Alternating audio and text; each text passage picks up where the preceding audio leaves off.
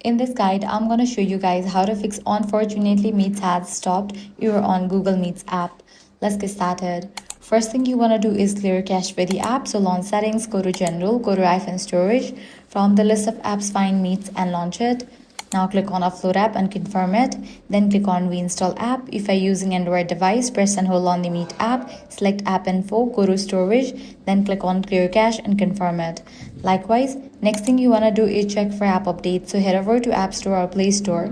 Then search for the app Meet.